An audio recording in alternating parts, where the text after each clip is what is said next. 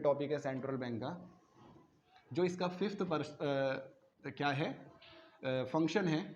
और मैंने आपसे कहा कि इसको आप सेपरेट क्लास समझ के आप समझना पड़ना इसको। आरबीआई का जो एक अलग से एक सेपरेट जो फंक्शन है, जो मोस्ट इंपॉर्टेंट है, जो एग्जाम में 100% आता है। क्यों आता है? क्योंकि ये हमारे सिलेबस में 2 यूनिट्स के अंदर है, इसलिए मैं इसको आपको डिटेल में आराम से समझाऊंगा, बहुत इंपॉर्टेंट है। वो जो फंक्शन है, फिफ्थ फंक्शन, वो है क्रेडिट कंट्रोल। वो क्या है? Credit control. दोस्तों मैंने आपको लास्ट क्लास में क्या पढ़ाया था? Credit creation. क्रेडिट क्रिएशन में क्या होता था? क्रेडिट क्रिएशन के अंदर होता था कि कमर्शियल बैंक है, वो क्या कर रहे हैं, वो लोगों को बैंक जो है वो लोगों को लोन दे रहे हैं 100 से 500 करोड़, 500 करोड़ से 2000 करोड़, बहुत दे रहे हैं। Credit creation is the function of commercial bank, but credit control is the function of central bank. Credit control का मतलब क्या है कि अगर दो मतलब है इसके। अगर कमर्शियल बैंक लिमिट से ज्यादा लोन दे रहे हैं तो इकोनॉमी में flow of money, supply of money will increase, और जब पैसा आ जाएगा ना लोगों के पास तो उसकी वैल्यू होने लगेगी धीरे धीरे कम, और फिर हम चीज़ों के लिए, गुड्स एंड सर्विसेज के लिए ज़्यादा से ज़्यादा पे करने के लिए तैयार हो जाएंगे, और इससे इन्फ्लेशन, महंगाई बढ़ेगी। तो कंट्रोल करना जिम्मेदारी है किसकी? सेंट्रल बैंक की। और एक इसका दूसरा मीनिंग क्या है कि अगर इकोनॉमी के अंदर कमर्शियल बैंक लोगों को उधार नहीं दे पा रहे, जैसे कि अभी लॉकडाउन के बाद में क्या हुआ कि जो इन्वेस्टर्स थे वो इन्वेस्ट करने के लिए लोन नहीं ले पा रहे, बैंक तैयार है, ले नहीं रहे। क्यों? क्योंकि उनको डाउट है कि यार हम बिजनेस कैसे चला पाएंगे, अभी तो मार्केट में डिमांड नहीं है, या और उनके कई रीजंस हैं। तो इकोनॉमी में अगर इन्वेस्टमेंट के लिए पैसा नहीं है, क्रेडिट क्रिएशन नहीं हो पा रहा, कम हो रहा है, जिससे ग्रोथ रुक रहा है, डेवलपमेंट, अनएम्प्लॉयमेंट हो रहा है, तो भाई सेंट्रल बैंक क्या करेगा? प्रमोट करेगा। जैसे प्रमोट करने के लिए गवर्नमेंट ने एमएसएमई को 2 लाख करोड़ का पैकेज देने की बात की थी। अब बाकी नहीं, मुझे नहीं पता कि उसका क्या हुआ, लेकिन बात की थी, न्यूज़ में सुना था, तो मैं आपको बता रहा हूँ। तो अपनी तरफ से देते हैं ताकि वो इकोनॉमी एक फ्लो में आ जाए। तो क्रेडिट कंट्रोल का मतलब ये है कि इकोनॉमी को अप्स एंड डाउन से निकालना। अब इसके लिए जो पॉलिसी सेंट्रल बैंक यूज करता है, उस पॉलिसी को हम क्या बोलते हैं? Monetary policy. Monetary policy is the policy of central bank which is used to maintain the stability, the economic stability, price stability, reduce the ups and downs, the trade cycles in the economy। जो हमारी economy में stability आती है, ups and downs आती है, उनको control में करती है, इकोनॉमिक क्राइसिस से बाहर निकालती है। ठीक है ना? हम अभी ये मानकर चलेंगे कि सपोज कमर्शियल बैंक लोगों को ज़्यादा उधार दे रहे हैं, बहुत ज़्यादा उधार दे रहे हैं, और सेंट्रल बैंक चाहता है कि वो उसको कंट्रोल करे। तो उसको कंट्रोल करने के लिए जो सबसे पहला उसके पास जो इंस्ट्रूमेंट है वो क्या है? वो है बैंक रेट। क्या है? Bank rate. अब जब आपने बैंक रेट मैंने यहाँ पे लिख दिया है, तो बैंक रेट से मिलता जुलता आपने एक वर्ड और सुना होगा, रेपो रेट, और फिर इससे मिलता जुलता एक वर्ड और सुना होगा, reverse repo rate. Reverse repo rate. अब देखिए, पहले तो क्या होता था, केवल हम इसकी ही बैंक रेट की बात करते थे, क्योंकि ये दोनों भी लगभग उसी का पार्ट है, उसी से मिलता जुलता है। अगर आप बैंक रेट के ऊपर फोकस करोगे ना, तो ये दोनों ऑटोमेटिकली अपने आप समझ जाओगे। तो मैं आपको बैंक रेट की बात बताता हूँ क्या है। तो पहले हम फोकस करते हैं bank rate. Bank rate is that rate at which the central bank of an economy advancing loan to the commercial bank. भाई सेंट्रल बैंक कमर्शियल बैंकों को लोन दे रहा है। अब लोन दे रहा है तो इंटरेस्ट चार्ज करेगा ना, जिस रेट पे चार्ज कर रहा है ना, the rate is called bank rate. समझे ना? अब सेंट्रल बैंक ने सपोज दैट 6% पर कमर्शियल बैंकों को लोन दिया, पैसा दिया, ताकि वो अपनी फंक्शनिंग करे, आगे बढ़ाएं। अब ये भी लोगों को उधार देंगे, ये हम लोगों को उधार देंगे। बताओ मेरे बच्चों, ये जब लोगों को उधार देंगे तो बताओ ये कम पर देंगे, ज़्यादा पर देंगे? ज़्यादा पर डेफिनेटली। बीच में प्रॉफिट, सपोज दैट कि ये 10% पर देते हो और जी 4% इनका बीच का प्रॉफिट है, होता है भाई, 10% पर हमको देंगे। अच्छा, ये 6% क्या है? Bank rate. और ये 10% ये पता है आपको क्या है? ये है रेट ऑफ इंटरेस्ट। तो याद रखना, बैंक रेट क्या है? जो सेंट्रल और कमर्शियल बैंक से के बीच में, और कमर्शियल बैंक और हमारे बीच में क्या है? वो है रेट ऑफ इंटरेस्ट। मगर हाँ, rate of interest is positively directly related with bank rate. Bank rate से उसका सीधा सीधा कनेक्शन है, क्योंकि अगर इसको बढ़ा देंगे, ये महंगा हो जाएगा, तो भाई वो इसको भी महंगा कर देंगे। ठीक है ना? तो इसमें अब बैंक रेट की डेफिनेशन आपको समझ में आ गई कि bank rate is the minimum rate. ये मिनिमम रेट है at which the central bank of an economy advancing loan to the commercial bank. ठीक है ना, विद द अप्रूव्ड सिक्योरिटीज, और सिक्योरिटीज तो देनी पड़ेंगी ना। अब रेपो रेट की बात करते हैं। रेपो रेट इज, देखो डेफिनेशन को ध्यान से सुनना और क्या चेंजेस आए सुनना। Repo rate is that rate at which it is the minimum rate at which the central bank of an economy advancing loan to the commercial bank, same ही तो है, but for the short run, but for the short run, short term लिख देता हूँ यहाँ पे, short term के लिए। तो ये किस लिए आएगा, ये लॉन्ग रन, बस एक यही डिफरेंस है मेरे दोस्तों, और इसके अंदर कुछ नहीं है। नॉर्मली ये शॉर्ट रन, और शॉर्ट रन 90 डेज मतलब 3 मंथ्स के लिए होता है मोस्टली, और इसमें चेंजेस भी आते हैं। इसमें 90 डेज मानते हुए थे शॉर्ट रन को, लेकिन इसके अंदर टाइम टू टाइम चेंजेस भी आते हैं, क्योंकि मुझे याद आ रहा है कि मैंने अभी जब सीए फाउंडेशन को पढ़ाया था तो उसके अंदर इसके जो डेज थे और कम लिखे हुए थे। आप इस बात को थोड़ा सा श्योर कर सकते हो, ठीक है ना। फिर भी इतना ध्यान रखना, शॉर्ट टर्म के लिए वो लॉन्ग रन के लिए। अच्छा, दोनों, पहले इन दोनों की बात करते हैं ना, रिवर्स तो बिल्कुल उसका अपोजिट हो जाएगा। अब देखते हैं कि इन दोनों को अगर बढ़ा दिया जाएगा तो क्या होगा मेरे दोस्तों। अगर मान लो कमर्शियल बैंक लोगों को ज़्यादा लोन दे रहे हैं ना, ज़्यादा लोन दे रहे हैं ना, क्यों दे रहे हैं भाई, दे रहे हैं ठीक है, हमें कंट्रोल करना है, क्या करो, बैंक रेट को बढ़ा दो। देखो बैंक रेट को इंक्रीज कर दो, बैंक रेट को क्या कर दो, बैंक रेट को कैपिटल आर से डिनोट करते हैं, बैंक रेट को इंक्रीज कर दो।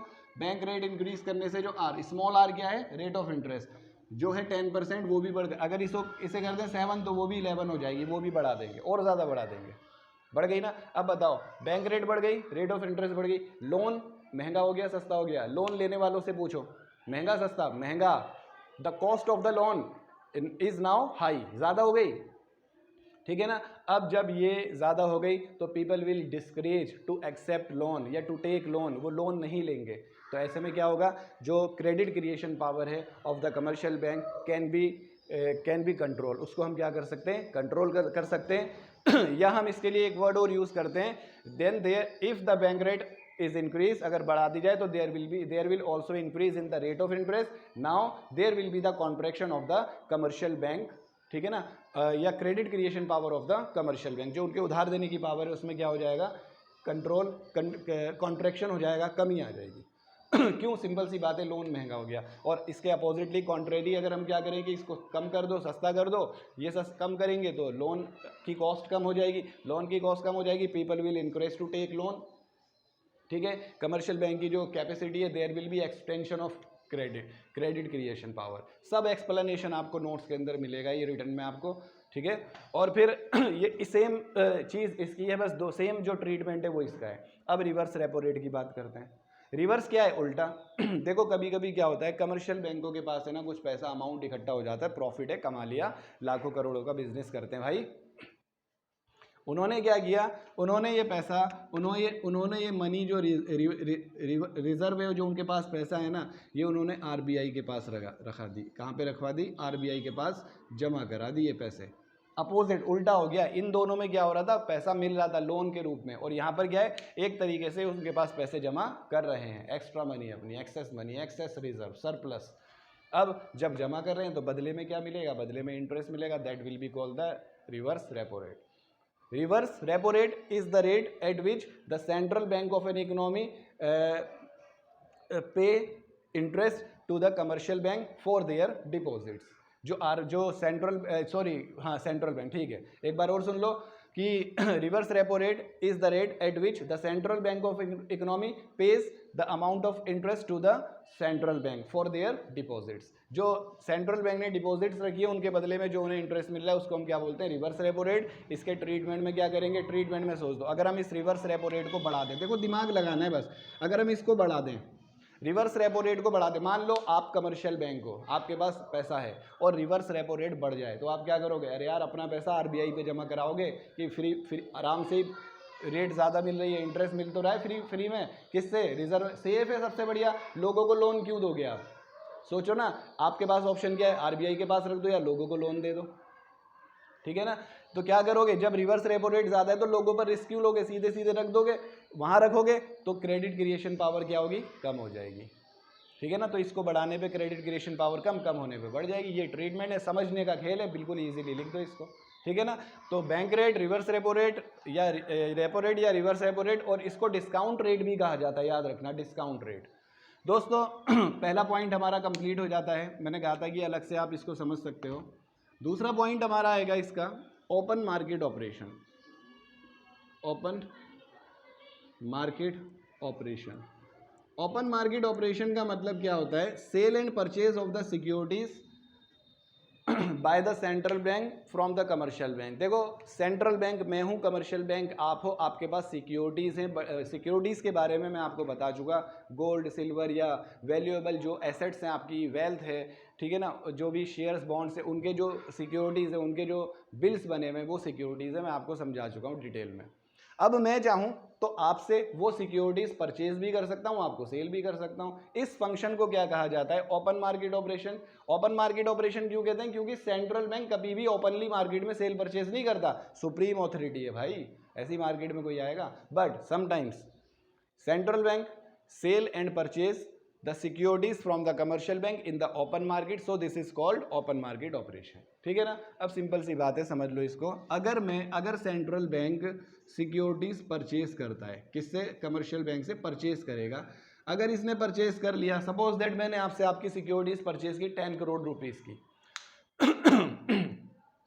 सॉरी, तो मैंने आपसे 10 करोड़ की सिक्योरिटीज परचेज की, तो मैं इन रिटर्न आपको क्या दूंगा? 10 करोड़ या कुछ थोड़ा सा कम अमाउंट दे दूंगा। तो मैं आपको क्या दूंगा? आपको बदले में कुछ पैसा, मनी ट्रांसफर करूंगा। तो इसका मतलब आपके जो कैश रिजर्व हैं, आपके जो कमर्शियल बैंक के जो कैश रिजर्व हैं, ठीक है, वो आपके क्या होंगे? बढ़ जाएंगे। अब सोचो, आपके कैश रिजर्व बढ़ गए तो आपके क्रेडिट क्रिएशन पावर क्या हो गई? बढ़ गई। तो अगर सेंट्रल बैंक चाहता है कि क्रेडिट क्रिएशन पावर बढ़े, there will be extension of, ठीक है ना, तो देयर शुड बी होना चाहिए extension of credit creation. So तो क्या करेगा? Central bank will purchase the security from the commercial bank. In this way the cash balances, the cash reserve of the commercial bank will increase and they are able to advancing loan more than, ठीक है ना, more than before. और अगर वो cell करेगा, वापस में तुम्हें सेल कर दूं, तो तुम्हारे कैश बैलेंसेस क्या होंगे? कम। तो इससे क्या होगा? कॉन्ट्रैक्शन हो जाएगा। इजी पॉइंट है। थर्ड और फोर्थ पॉइंट को मैं आपको एक साथ समझाऊंगा। थर्ड पॉइंट है CRR, बहुत सुना होगा, ध्यान से समझ लेना। फोर्थ है LRR। CRR का मतलब है cash reserve ratio, cash reserve ratio. और LRR का मतलब है लीगल, नहीं LRR नहीं, पहले मैं यहाँ पर SLR लिख दूँ, SLR। और SLR में मैं लिख देता हूँ STATUTORY, स्टैट्यूटरी। स्टैट्यूटरी भी बोलते हैं, स्टैट्यूटरी। L का मतलब क्या है? लिक्विडिटी। और R का मतलब क्या है? रेशियो। ठीक है जी। Cash reserve ratio and statutory liquidity ratio, ये दो रेशियो हैं। देखो, एक बड़ी सिंपल सी बात है, मैंने आपको पहले भी बताया था, कमर्शियल बैंकों के पास जितनी भी उनकी डिपॉजिट्स होती है ना, उसका एक मिनिमम परसेंटेज उन्हें सेंट्रल बैंक के पास रखना पड़ता है लीगली, कानूनी रूप से। That is called CRR। ये किसके पास रखना पड़ता है? ये सेंट्रल बैंक के पास रखना पड़ता है, ठीक है ना। ये नॉर्मली प्रेजेंट में 4% के आसपास होता है, पेपर में नहीं आएगा, सिर्फ आपकी नॉलेज के लिए बता रहा हूँ। प्रेजेंटली ये 4% के आसपास। तो हर बैंक को अपनी डिपॉजिट्स, जैसे उसके पास 1000 करोड़ है, तो उसका 4% कितना हो गया? 40 करोड़ उसको लीगली रखना पड़ेगा सेंट्रल बैंक। क्यों? अरे भाई, हेल्प भी तो करता है इतनी at the time of crisis. और हर बैंक को अपनी डिपॉजिट का एक मिनिमम पार्ट अपने पास भी रखना है ना। That is called statutory liquidity. Liquidity मतलब इक्वल टू कैश, कैश अपने पास होता है तो ये अपने पास, और तो ये अपने पास कहाँ रखेगा? सेल्फ, ठीक है ना, इट सेल्फ, ये अपने पास रखेगा। और ये नॉर्मली आजकल 24% है, अप डाउन भी होता रहता है, ठीक है। तो अब मैं इन दोनों को डिफाइन करता हूं कि CRR is the minimum percentage of banks total deposit which is legally officially kept to the central bank by the commercial bank, जो सेंट्रल बैंक कमर्शियल बैंकों के पास है। और SLR is the minimum percentage of banks total deposit which is kept itself by the commercial bank, जो अपने पास रखेंगे। और किस लिए? डेली के कस्टमर्स को डील करने के लिए। और मेरे बच्चों, इन दोनों को अगर मैं मिला दूं, इन दोनों का कॉम्बिनेशन इज कॉल्ड LRR। इन दोनों का कॉम्बिनेशन क्या? LRR मतलब लीगल रिजर्व रेशियो। और लीगल रिजर्व रेशियो को डिफाइन करूं तो जरा ध्यान से सुनना। LRR is the bank's minimum percentage of total deposits which is kept to the central bank और बाय इटसेल्फ, दोनों आ गए, या तो उसे सेंट्रल बैंक के पास either kept to the central bank और कैप्ट बाय इटसेल्फ, या तो अपने पास या मिलकर, जैसे मिलकर कितना हो गया वो 28%। ठीक है, ये तो तीनों की डेफिनेशन। अब मेरे दोस्तों डेफिनेशन हो गई, ट्रीटमेंट सबका एक ही है। देखो बड़ी सिंपल सी बात है, अगर ये रेशियोज जो है ना, अब सोच लो, अब आप देखो अगर हम इन रेशियोज को बढ़ा दें, अभी ये रेशियो कितने हैं 24:28, सपोज दैट राउंड फिगर 30% मान लो, इसका मतलब 30% अमाउंट बैंक का रिजर्व में, तो वो क्रेडिट क्रिएशन कितने से कर सकता है 70% से, तो उसकी क्रेडिट क्रिएशन पावर अभी कितनी है 70% ऑफ द डिपॉजिट्स। अगर हम रेशियो को बढ़ा दें, अगर हम इनको बढ़ाकर 35% कर दें, तो उधर क्या होगा, क्रेडिट क्रिएशन जो कैपेसिटी है वो रह जाएगी 65%। तो रेट बढ़ाने से क्रेडिट का कॉन्ट्रैक्शन हो जाएगा। तो अगर सेंट्रल बैंक क्रेडिट को कंट्रोल करना चाहता है तो इनको बढ़ा देगा, और अगर क्रेडिट को एक्सटेंशन करना चाहता है, बढ़ाना चाहता है, तो इन रेशियोज को कम कर देगा। बस यही बात है। सबकी डेफिनेशन और बढ़ाने और घटाने से क्या होता है दोस्तों, ये चार के अंदर भी, जैसे चारों कैसे 1 2 3 4, मगर इसमें ये 2 पार्ट आ जाते हैं, ये अलग से भी आ जाते हैं। ठीक है, ये सब कहलाते हैं क्वांटिटेटिव। ये सब क्या कहलाते हैं, क्वांटिटेटिव मेजर्स। वैसे आज तक कभी भी 12th में इस नाम से ये कभी आए नहीं है, क्वांटिटेटिव मेजर्स। और ये क्वांटिटेटिव मेजर्स इसलिए कहे जाते हैं क्योंकि इनमें ज़्यादातर जो होते हैं उन सब का इफेक्ट, जब भी इनमें चेंज किया जाता है तो उसका इफेक्ट पूरी इकोनॉमी के ऊपर पड़ता है। और इनके अलावा क्वालिटेटिव्स भी होते हैं दोस्तों। मैं जल्दी से यहाँ रफ करूँगा, क्लास बहुत लंबी हो गई है, आप नोट कर लेना। क्वांटिटेटिव के अलावा क्वालिटेटिव्स भी होते हैं। क्वालिटेटिव्स के अंदर 1 या 2 पॉइंट मैं आपको बता देता हूँ जो आपके लिए काफ़ी इंपॉर्टेंट होंगे। ठीक है, और जो एग्जाम में आ चुके हैं वो वाले कौन से हैं, वो क्वालिटेटिव्स हैं, क्वालिटेटिव्स। और क्वालिटेटिव्स के अंदर मेजर्स जो होते हैं उसके अंदर पहला आता है बेटा मार्जिन रिक्वायरमेंट। जल्दी जल्दी बताऊंगा ज़रा सा। मार्जिन रिक्वायरमेंट का मतलब क्या होता है, अगर आपके पास सिक्योरिटी है 25 लाख रुपीज़ की, आप बैंक को उसके पास सिक्योरिटी मॉर्गेज करते हो, गिरवी रखते हो, तो बैंक आपको लोन देगा। कितना देगा, कम या ज़्यादा, डेफिनेटली कम देगा, बराबर नहीं देगा। वो आपको कितना लोन देगा 20 लाख। और मतलब उसने जो ये 5 लाख रुपीज़ है ये उसने अपने पास रख लिए रिस्क के लिए, ताकि अगर आप अपना लोन नहीं पे कर पाओ तो उसे फ़ायदा तो हो जाए ना। तो सिक्योरिटी की वैल्यू कितनी है 25 लाख, लोन कितना मिला, हमें मिला 20, और डिफरेंस कितना है 5 लाख। मार्जिन का मतलब होता है डिफरेंस, मार्जिन रिक्वायरमेंट का यही मतलब है। Margin requirement is the difference of, it is the difference of the value of security. ये क्या है 25 lakh value of security, and ये क्या है लोन ग्रांटेड, और डिफरेंस क्या है 5 lakh, that is margin requirement. मतलब अगर ये जो मार्जिन है 5 है, अगर आप थोड़ी आपकी मैथ्स अच्छी है, अगर आप इसको परसेंटेज में, अगर आप सिक्योरिटीज़ की वैल्यू को 100% मान लेना, तो 25 का 20 पता है कितना हो जाएगा 80%, और ये कितना रह जाएगा 20%। तो मार्जिन रिक्वायरमेंट कितना है अभी 20%। पहले मार्जिन की डेफिनेशन एक बार और सुन लो। Margin requirement is the difference of the value of security and the loan granted. अरे यार, value of loan and the value of security and loan granted, जितने की सिक्योरिटी रखी जितना लोन मिला, डिफरेंस है। अब देखो, अब इसको अगर हम बढ़ा दें, इसको मार्जिन को बढ़ा दें, इसको कर दें 30%, तो मिलने वाला लोन कितना रह जाएगा 70%। अगर ये 30 करेंगे 70, ये 10 करेंगे तो ये 90, तो इसको कम कर दो ये बढ़ जाएगा, इसको बढ़ा दो तो ये कम हो जाएगा। इसका मतलब एक्सटेंशन करना है तो इसको कम कर दो, कॉन्ट्रैक्शन ऑफ क्रेडिट करना है इसको बढ़ा दो। और एक लास्ट पॉइंट जो एग्जाम में कम आता है, बहुत कम, राशनिंग या rationing of credit. Rationing of credit का मतलब क्या होता है कि किसी भी बैंक के जो क्रेडिट जो लोन देने की कैपेसिटी है ना, उसकी मतलब उसका जो कोटा जो होता है, जो उसको डिसाइड कर देना। मतलब रैशनिंग ऑफ क्रेडिट का मतलब ये है कि अगर कमर्शियल बैंक कम लोन दे पा रहे हैं तो सेंट्रल बैंक उनकी रैशनिंग के कोटे को इंक्रीज कर देता है, और वो ज़्यादा दे रहे हैं तो उनके कोटे को क्या करता है, कम कर देता है। मतलब उनकी कैपेसिटी को बढ़ाना और उनकी कैपेसिटी को कम करना, ये दोनों मेजर्स। या इसके अलावा और भी होते हैं, मॉरल सुएशन, डायरेक्ट एक्शन, जो एग्जाम में नहीं आते।